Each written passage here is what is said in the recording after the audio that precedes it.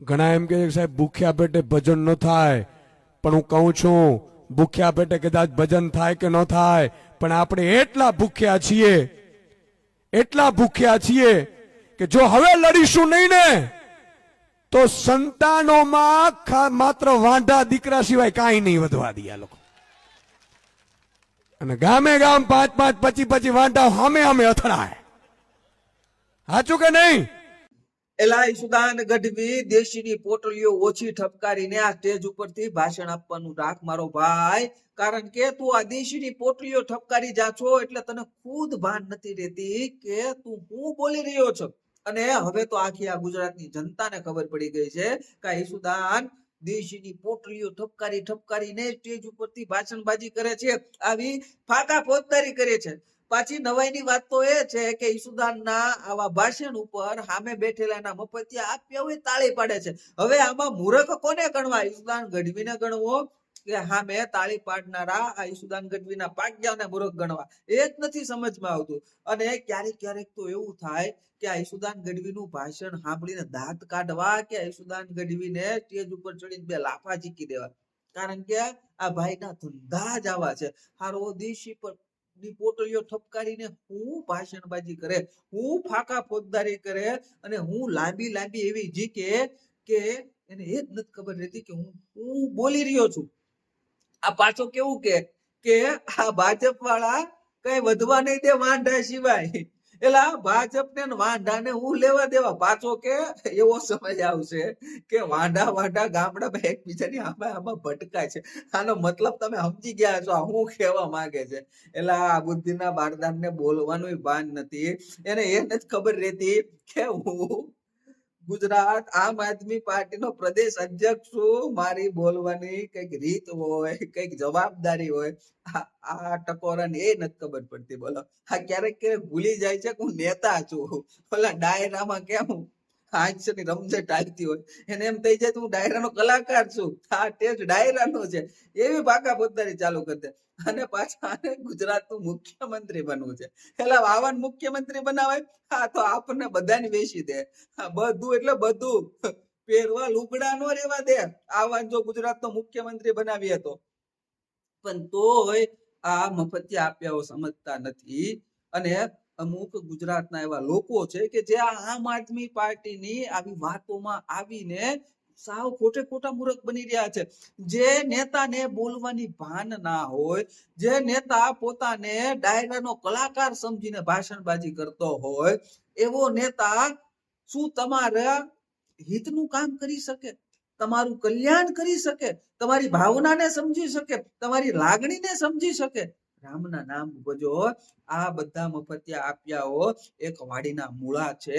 આનો જે માલિક અરવિંદ કેજરીવાલ જે દિલ્હીમાં બેઠો છે એના આ પાડેલા ટોમીડાઓ છે ગુજરાતમાં. ઉપરથી જેમ કે એમદા ભસે છે, ઉપરથી ઓલો બિસ્કિટ નાખે અને આ ભોં કરતા સોશિયલ મીડિયામાં ભસી રહ્યા છે. અને જે લોકો આ સોશિયલ મીડિયાની અંદર આપના નેતાની હીરોગીરી, આપના નેતાઓની દબંગાઈ, આપના નેતાઓની રીલબાજી જોઈને જે આમ આદમી પાર્ટી ગુજરાતનું કલ્યાણ કરી દેશે એવું માનવા લાગ્યા છો તો તમારી જેવો મૂર્ખ આ દુનિયામાં કોઈ નથી ભાઈ. કારણ કે જમીન સ્તર ઉપર કામ કરવું અને સોશિયલ મીડિયામાં ફાંકા ફોજદારી કરવી એમાં જમીન આસમાનનો ફેર હોય છે ભાઈ. આકાશ પાતાળનો ફેર હોય છે. અને તમને લોકોને એવું લાગવા મને કે ઓહો આપણા નેતાઓ આપણા માટે લડી રહ્યા છે. આમ આદમી પાર્ટીના નેતાઓ આ યુવાનોનો અવાજ બની રહ્યા છે. આમ આદમી પાર્ટીના નેતાઓ તમને એવું લાગે છે કે ખેડૂતોના હિતની વાત કરી રહ્યા છે, પરંતુ હકીકતમાં આ તમારી જેટલી પણ ધારણા છે એ ખાલી આ સોશિયલ મીડિયામાં જે આ રીલો અને આ આમ આદમી પાર્ટીના નેતાઓના જે વિડીયો જોઈને તમારા મનમાં જે ઘૂસી ગઈ છે. બાકી હકીકતમાં જમીન સ્તર ઉપર આ આમ આદમી પાર્ટીનો એક પણ નેતા ચાલે એમ નથી. ઓલો ગોપાલ ઇટાલિયા ધારાસભ્ય ફાંકા ફોજદારી મારી બની ગયો. તમે ખાલી એની પાસેથી 2 કામ તો પૂછજો કે તે ધારાસભ્ય બન્યા પછી કામ કેટલા કર્યા. કોઈ આમ આદમી પાર્ટીના નેતાને એ વાત તો પૂછજો કે તમે આવડા મોટા નેતા બનીને આખા ગુજરાતની અંદર આટા પેડા મારો છો હડકાયા કૂતરાની જેમ, તો તમે આ ગુજરાતની જનતાના શું કામ કર્યા? આ ગુજરાતના ખેડૂતોના શું કામ કર્યા? આ ગુજરાતના યુવાનોના તમે શું કામ કર્યા? આટલું તો એકવાર પૂછજો. તમને એ 5 કામ તો ગણાવી દે. જે 5 કામ ના કરી શક્યા હોય, અરે 3 કામ પણ ગણાવી દે કે અમે આમ આદમી પાર્ટીના નેતા ગુજરાતની જનતા, ગુજરાતના ખેડૂતોને, ગુજરાતના યુવાનો માટે કામ કર્યા. ઓલા ખેડૂતોને હાલવીને જેલમાં ઘલવી દીધા. કામ કર્યા લોકોએ, પણ આ નિર્દોષ લોકોને પોલીસના દંડા ખવડાવ્યા. કામ તો આ બધા કર્યા જ છે, પણ આવા કામ કર્યા છે. સોશિયલ મીડિયાની અંદર પાકા ફોજદારી કરવી, સોશિયલ મીડિયાની અંદર દબંગાઈ કરવી, સોશિયલ મીડિયાની અંદર રીલ અપલોડ કરવી, કોકની વાડીઓમાં જઈને પાથરા ઉપાડવા, કોકના ગાહડી બાંધી દેવી, બસ આ કામ કર્યા. બાકી આનાથી વિશે બીજા કોઈ કામ કર્યા નથી. અને એ પાછા કામ સોશિયલ મીડિયામાં દેખાડવા માટે કર્યા. એક ગાહડી બાંધીને વિડીયો મૂકી દીધો, ફોટો મૂકી દીધો, ઓહો અમારે ગોપાલભાઈ તો ખેડૂતોને વાડીએ જઈને ગાહડી બાંધી.